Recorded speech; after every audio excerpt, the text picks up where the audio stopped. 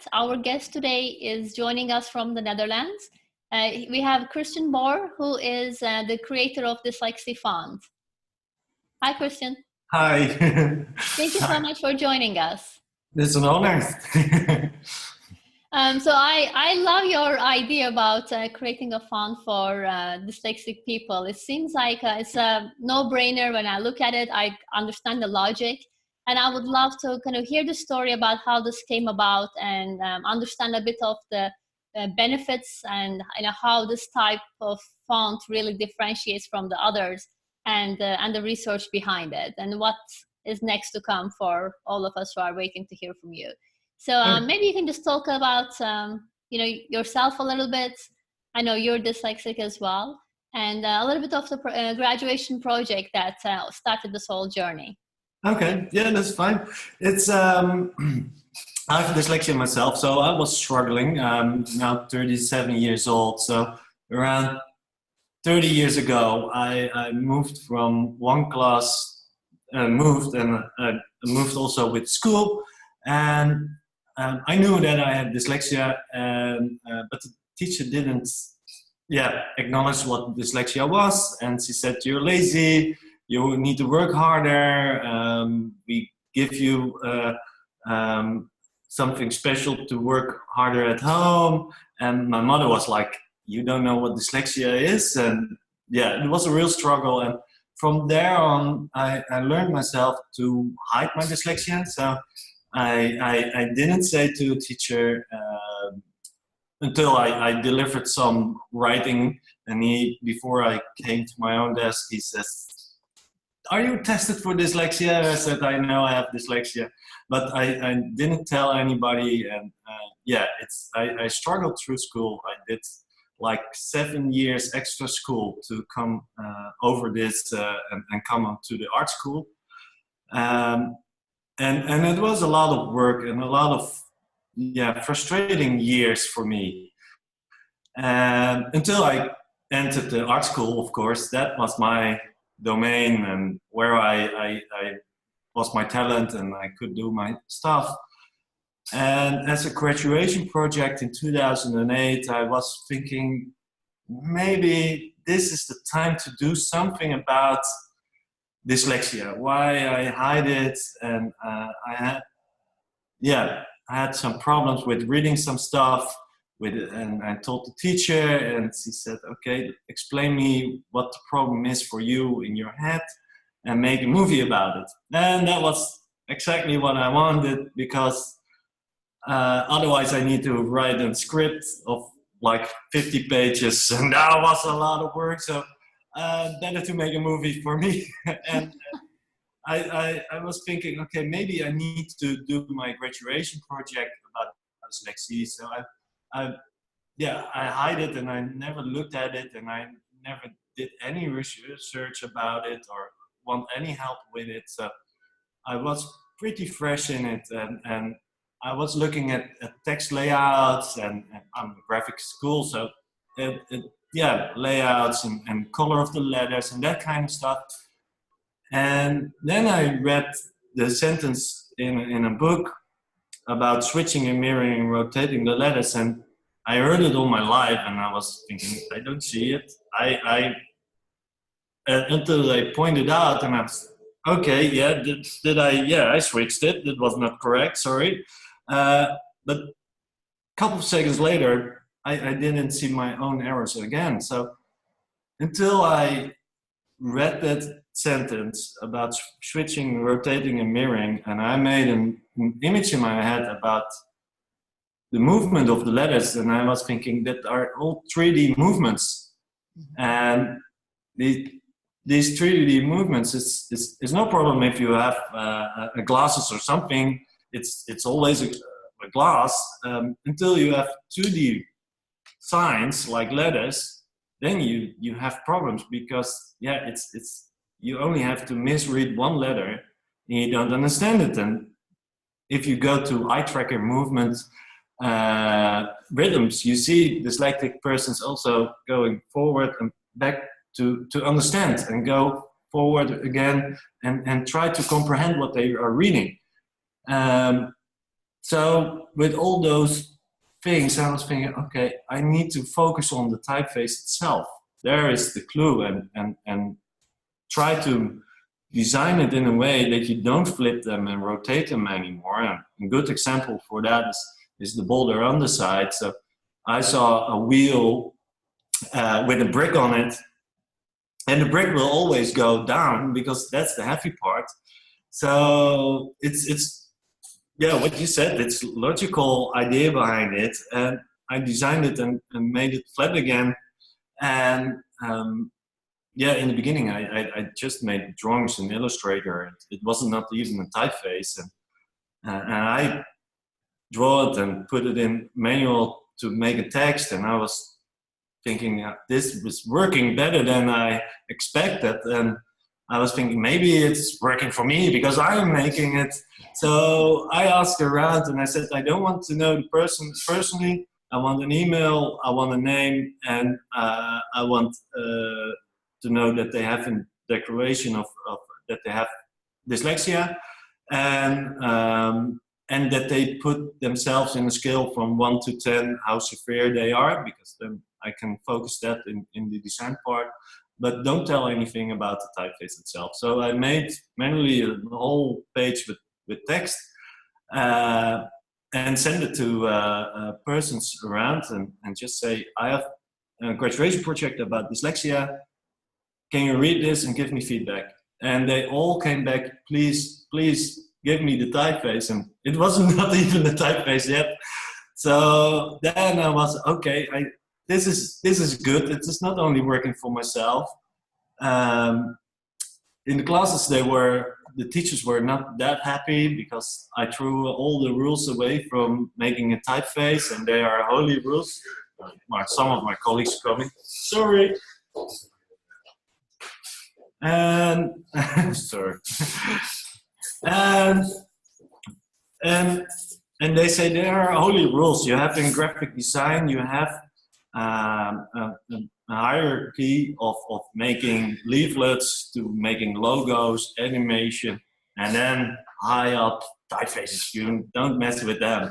And I said, but when the function of a typeface is not met by the rules, you're making images, but not your message is lost because you cannot read it.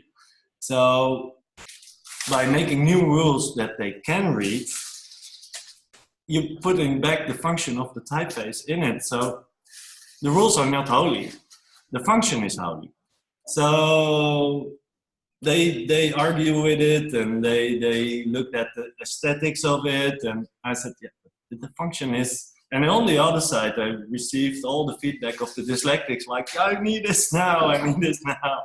And so that was a real struggle, but my head teacher of art school was dyslexic himself. And after every class, he came to me and he said, just work on it, just go, it will be fine. And so after 6 months, I was thinking, okay, I will use it. My test students will use it, and that's it. Right, and I will make logos and read all my emails in the Dyslexie Font. And within a month, my hosting company of my website called me, and they said, you're 15 days over your traffic. It costs you 50 euros a day about traffic, and I had no money. I just finished my graduation, so I was like, oh my God, I didn't know that there were so many people with dyslexia, and that is number one disability to learn. So yeah, and I was thinking, okay, I need to focus on this more and help more people with this. So it grew, and I did a lot of jobs to earn some money so I can invest it in the typeface to make it more available for other languages, and made an italic and a bold italic, and in 2011 I won a prize, and then the media hits on, and then the foreign media went on it, and it was like crazy. So after that it was running, and since 2014 we are now developing more automated systems so we can help more people. yeah, we can answer all the emails. So can you explain a little bit about the research behind it? I know there has been some supporting documentation on that as well. We do get questions on does this really help dyslexics, and how do we find the research to support that? Okay, yeah. Yeah, I'm a graphic artist, so I do understand a lot about reading, but I do not research myself, of course. That is done by other universities independently. So they just ask me, can we do a study? And I send the files. And I ask them how they do their research. So there is an, and that's what I've learned on the way, that some studies do research by getting rows of words, and they read out aloud, and that's something that most dyslexic persons don't like. And also next to that, most teachers will know this, if you go in a class and you ask a student with dyslexia, read up aloud, and ask them afterwards if they know what they read, that they comprehend, they focus on making the sound, but they don't comprehend what they just read. So that's all about the word memory that the student has. Stress has a negative effect on it, so your word memory is smaller. So you really focus on making the right sounds, and you don't really understand it. So, and then you have the part with rows of words that it is not fully sentenced. So you have a real text. You get lost between the lines, of course, and you have your capitals. If you miss that, that's my own problem. Then you connect the sentences together and you try to understand what it is, and that takes a lot of energy. So, and then you have a researcher that needs to listen if they hear something that's not correct, but that's nothing to do with comprehension, and that's more important than reading a word out, one word. So, and then we have also research with eye trackers, and that's something, there are no humans involved with that. You see a lot more information. We have one of the University of Lille. You see the normal reading patterns, and also the dyslexic reading patterns with the normal typeface. And then you see the reading patterns with Dyslexie Font. And they are more similar to the regular readers than the dyslexic readers. And also they found out that the pupils were wider while they read in the Dyslexie Font. So that was really interesting, and I asked them, like, okay, it's in your conclusion, what can you tell me more about it?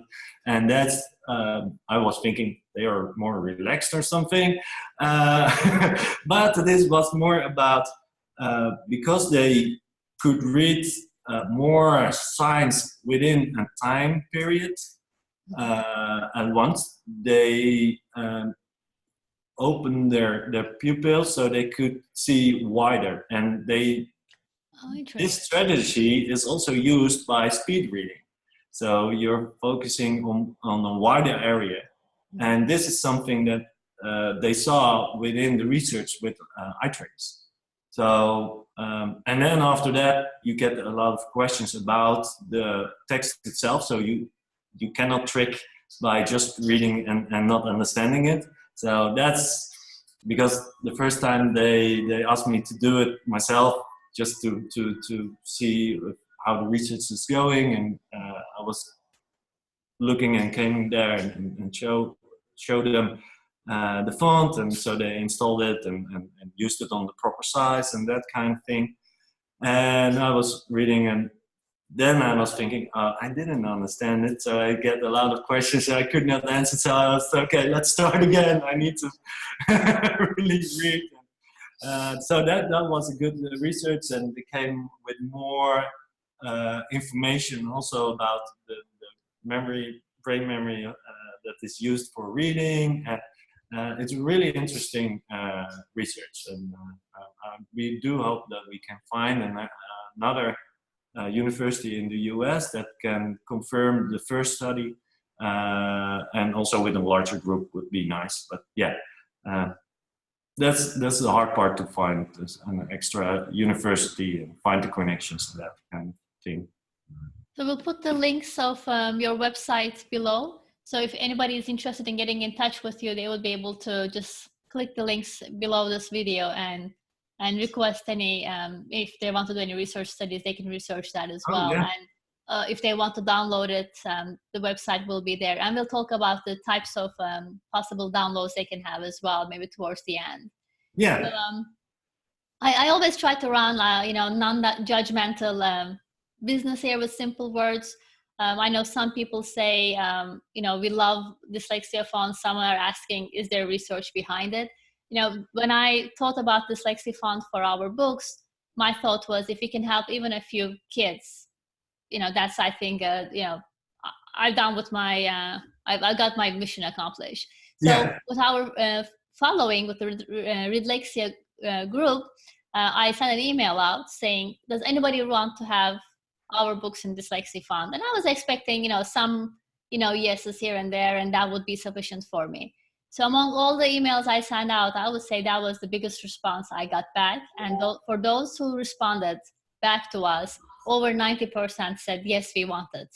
And as you know, we have the last 2 books in Dyslexie Font. We're going back and publishing the previous books we had with Dyslexie Font, hopefully early part of 2019. So I feel like there's a demand there. There are people who are interested in this, and you're certainly helping a lot of, not just kids, but definitely grown-ups as well. And thank you for all the work. So my next question is, you're not just working on the letters, but you also have worked on punctuation and spacing. So could you talk about that as well?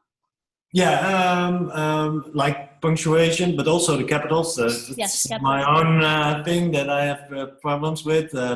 When I write something, one alinea is most less one sentence also, because I just forget the capitals and I try to put all the subjects in one line. But while reading, it's when you miss the capital, you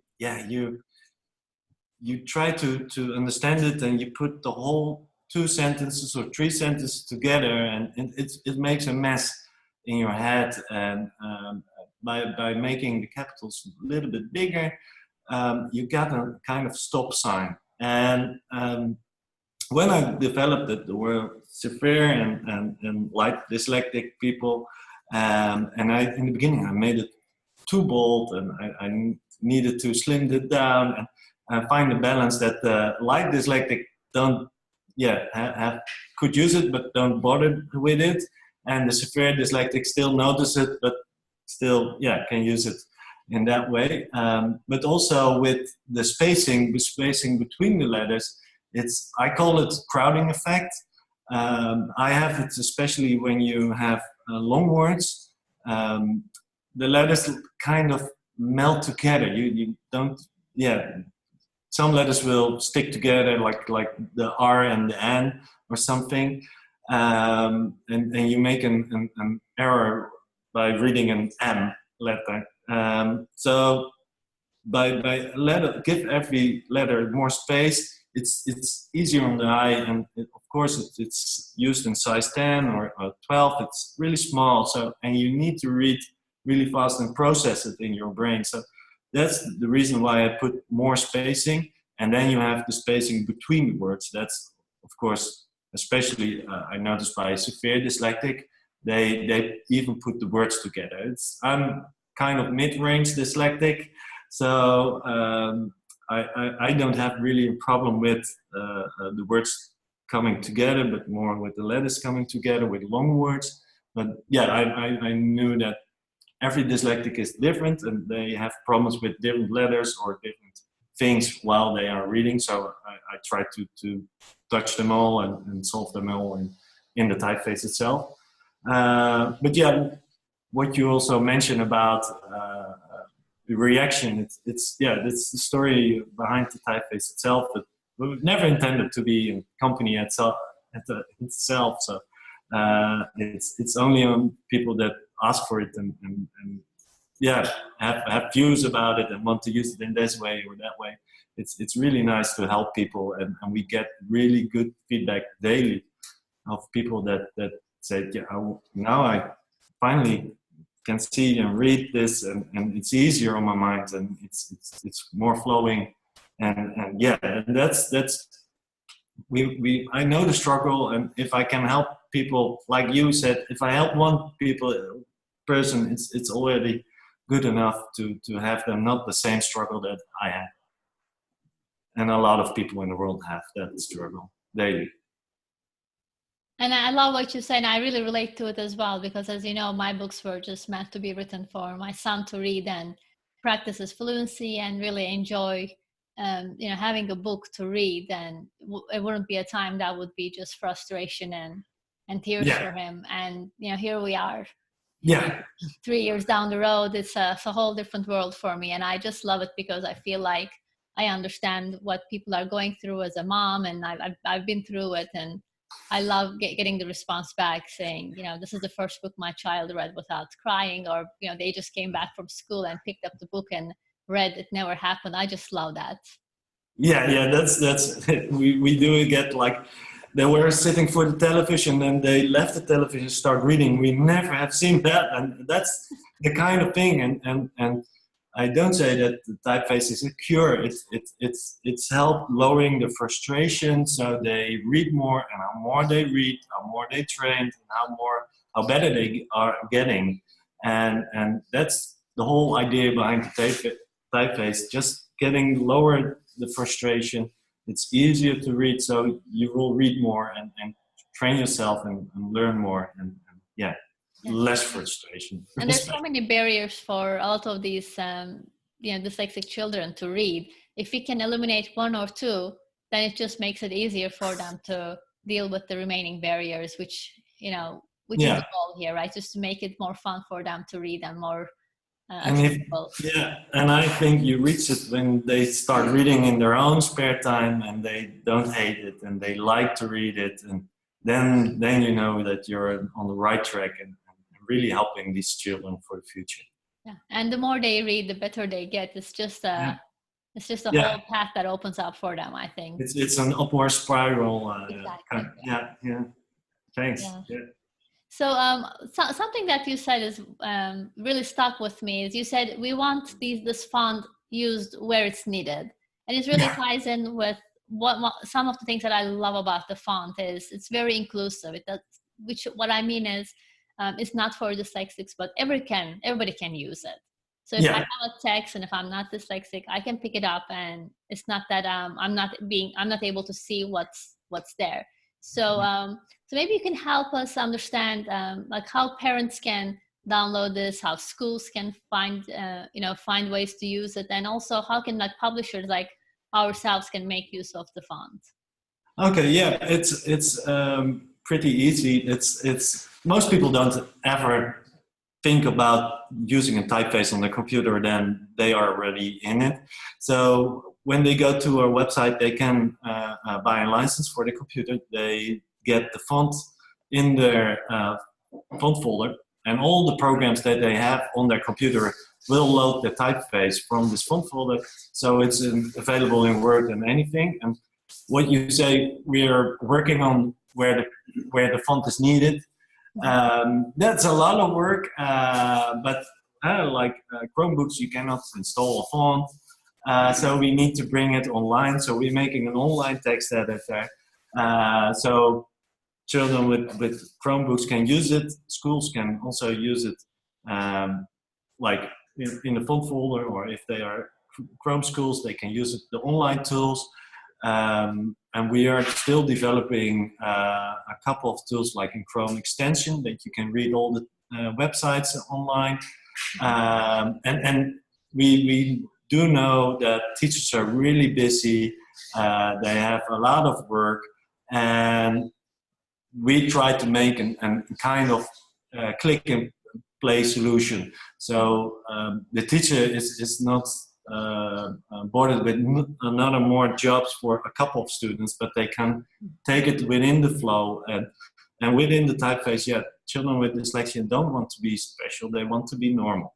And they want to go with all the other students. So when a teacher have a test or something else, she can print it out for everybody, and everybody can read it. There's no problem with that. And the student with dyslexia are helped at the same time.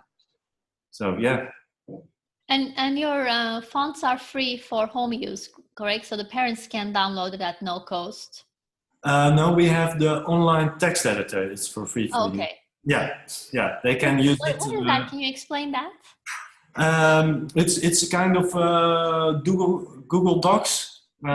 They can log in, they make an account, and they can type there. They print, save documents. Yeah, like exactly the same like Google Docs. We are busy with a new one that's more elaborate, so more functions, more that you can involve more pictures in it. And, we just listen to what our users want, and so they can use it more. Okay. So if a student wants to write their or type their homework, they can go there and they can type it and print it to take to school.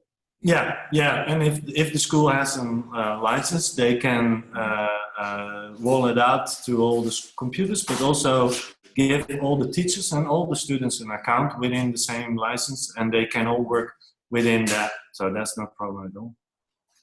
So what is next for you and Dyslexie Fonts? I know you're working on some book publishing as well. Is that something you can share with us yet? Yeah. We had a lot of home publishers that ask for one book, and they have no experience. And then we had some feedback from publishers that said, yeah, we underestimated the storage of the books, the dispatching of the books, and we have sorry. Okay. The storage of the books and sending the books and the distribution of the books, and it cost me a lot, and I didn't know that this part of the publishing part is a big part where you can lose a lot of money, and we are sending the typeface, so it's not our fault, but I was thinking, yeah, but we can help us. We have more knowledge about this. So we're bringing a kind of print on demand, so they don't have any risk with storage or leftovers of books. So with print on demand, they just can fill it in on the page. They upload their book, and people everywhere can buy it. And when it's bought, then it is printed and sent it to the client. So you don't have any risk in that part. And we hope that the publishers know this, and they get involved and help more children to start to read.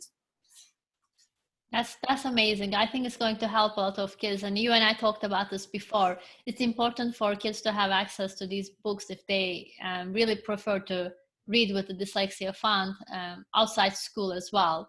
Yeah, especially in the summer when the reading level drops normally.